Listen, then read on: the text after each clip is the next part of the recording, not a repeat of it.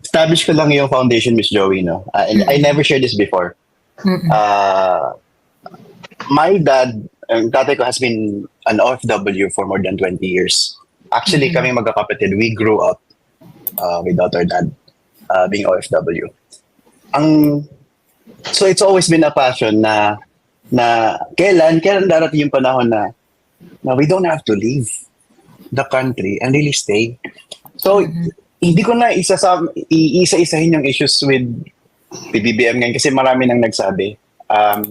May babasahin na lang ako na really, and I mentioned this before, nung inauguration ni PBBM, he said, I fully understand the gravity of the responsibility that you put on my shoulders.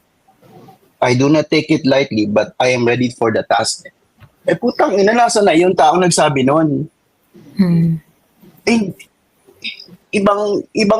Ang nakaka-disappoint lang is that siya lang yung presidente na napaka-konti ng roadblocks.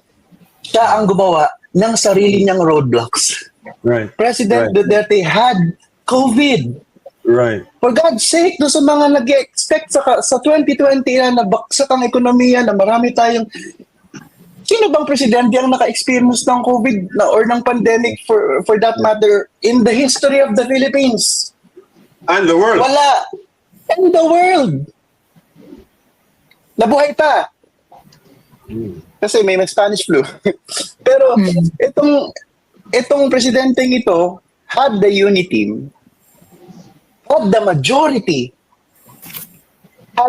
had more than 100 days leeway that President Duterte did not have. Day one, batikos agad kay President Duterte. Naalala ko yung mga pagtatanggol na ginagawa natin noon pa lang na kahit na yung iba doon gawa-gawa lang. Fake news.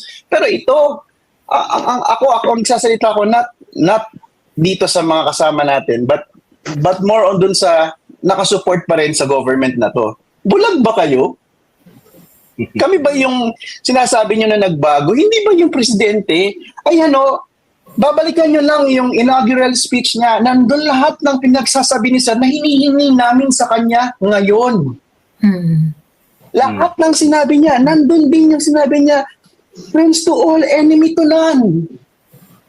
Bakit? Because we will focus on the well-being of our people. So nasan yung pag-consider niya ng economy kapag nirarat-rat niya ang China, for example? Nasaan yung pag-intindi niya sa mga taga-Hong Kong or sa tingin ng Chinese ngayon na nandyan sa China at Beijing dahil yung presidente nating bangag, kung ano-anong ginagawa at nag-i-invite very recently, sinabi niya na maganda kayo, may external threat tayo. Gawa niya yun eh. Naglagay siya ng EDCA. Di ba may tayo? Alam naman niyang may threat sa, hindi naman surprise na, hello, may issue sa Taiwan, ngayon lang, hindi. That's common knowledge. Why would you put EDCA on our base? Sino tanga ang magagawa niyan? And then expect, and then sabihin mo sa sundalo na, mag-ready kayo dahil may threat tayo. Gawa niya yung threat na yan. Nananahimik tayo dito, maayos, marami daw infrastructure na dapat isipin. Kaya nakakainis lang kasi yun na eh. Wala tayong roadblocks. Nandun tayo sa pagkakataon na ito na yun. That was the feeling. And I know whether you're supporting the government today or not, naiintindihan nyo, yung araw ng inauguration was very, very meaningful because that was a sign of the day that, okay, let's start, let's bounce back from pandemic. Pero sir, mga ma'am, mga sir, sinayang niya po. Gumawa siya ng sarili niyang problema sa sarili niya.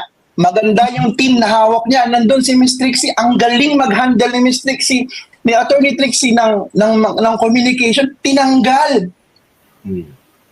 Nakakalungkot lang. But sana magising na lang tayo na gawin na natin yung dapat gawin. Kasi you really think we can survive in the next 4 years? I don't think so. Yun lang po.